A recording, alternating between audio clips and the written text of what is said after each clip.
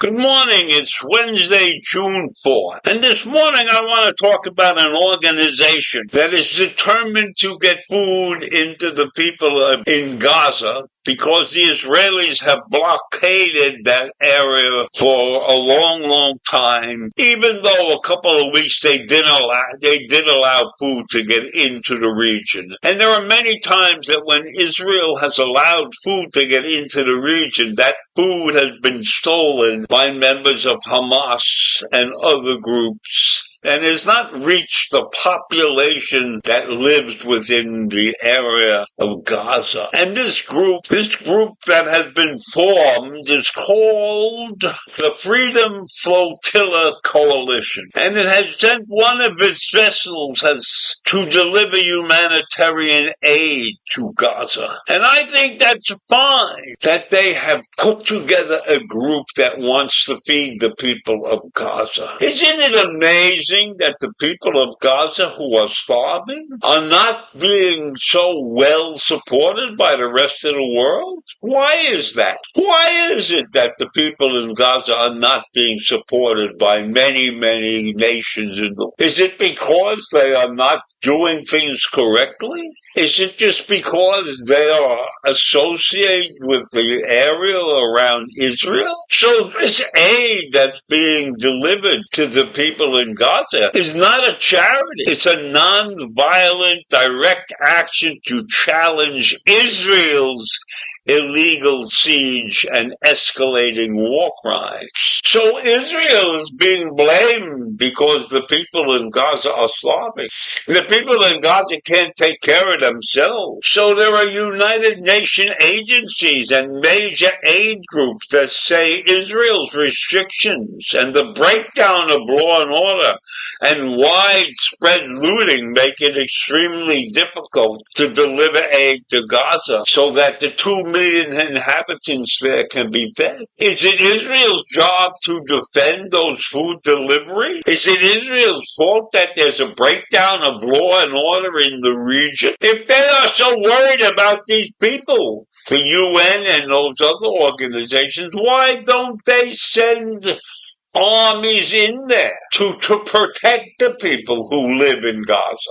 Is that Israel's responsibility? I don't think so. So the situation in Gaza is the worst since the war between Israel and Hamas started 19 months ago. And who started that war? Did Israel start that war? No. Israel was attacked that day. And over 1,000 people were killed. Israelis were killed that day. And so you expect Israel not to defend themselves? Not to make sure that that type of invasion can ever happen again? So the UN said on Friday that despite the resumption of limited aid to the Palestinian enclave, the situation is still the worst it's ever been. And whose fault is that?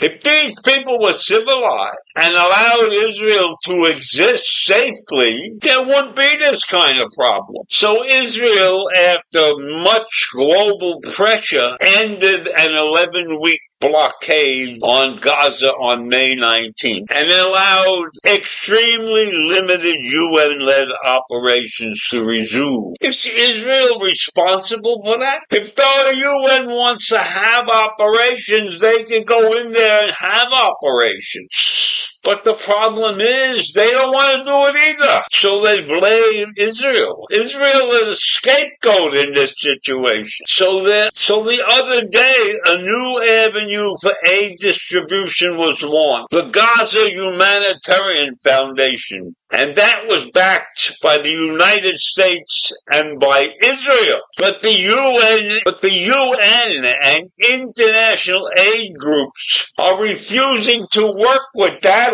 organization, saying it is not a neutral organization and has a distribution model that forces the displacement of Palestinians. So these other nations that are complaining are now bitching because the United States and Israel are doing something that they should be doing. If they don't like the way the U.S. and Israel are doing this job, they should do it, these other nations that are complaining. And I believe those other nations are complaining because they are basically anti-Semitic to the core. So we have a terrible situation in that part of the world. Millions are starving, and the rest of the world will not step up to help them. But when two nations step up to help them, the rest of the world bitches about that. So I look at the situation and I recognize the fact that because Israel is part of this mishmash, as I'll call it, this mixed up situation, all the anti-Semites in the world are against it. And I leave you with that this morning. A group of people who are starving in a terrible region of the world with little help in sight. So have a great day if you can. Take care. Bye.